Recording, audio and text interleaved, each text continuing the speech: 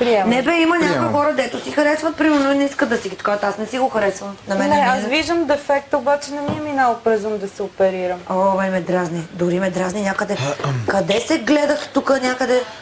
Седи като човка отгоре. Чисто луда е тази жена. Ама наистина не си го харесвам.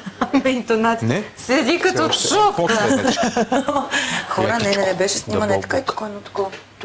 Все едно човка, някаква притурка имам. Ама да ти кажа, и когато се гримираш тук, като изсветиш тази зона, тогава ти изглежда съвсем миниатюрен. Да, но когато се гримирам. А когато не, пак виждаш ли? Не, аз друго виждам. Отказвам се повече, никога няма да те убеждавам. Ще потърся лекар, който да ти махне гигантския камбест нос в лице. Ето това тук. Ето виж колко продължава. Така и тук, ако малко сте Сирано. Ще отида да му кажа на този да ме направи на 3D, да видя как ще изглеждам. Да не ми стои като гамба отгоре. Лекарите вече така ли? Еми така трябва, би трябвало да е така. Правят. Ако не е така, значи доктора нещо не мяза на доктор. Защото това е лице, според мен на лице би трябвало да имаш всякакъв 3D. И после вече ти го правят едно към едно с това, което си ти показали ли? Да.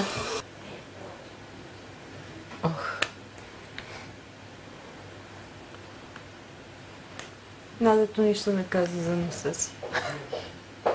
Явно си го харесва, какво? Е перфектно. Може би не вижда.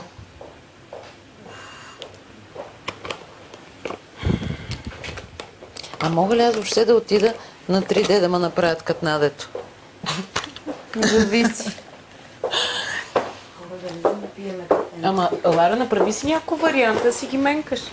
На един път. Нещо отказах, мога ли аз пък да взема образа на Надето и да ида да ме направят на 3D като нея? Всичко.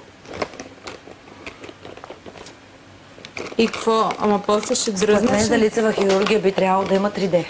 Иначе как така ще легнеш? Стига бе, те циците вече ти ги показват с 3D и с такова. Според мен цици е много по-лесно да покажеш как горе-долу ще изглежда, отколкото лице. Това да не е... В смисъл, ти ако покажеш снимка и после тази снимка е доказателство за всяка миниатюрна грешка, която този човек може да... Гало ми беше направила, днес като я гостувах, такова на 3D как ще изглеждам на 60 години. И аз мисля, че тогава бях още в екипа. И аз гледам някакво супер бабе, само че ме бяха изрусили и викам, сега ще съм готина бабка, бе.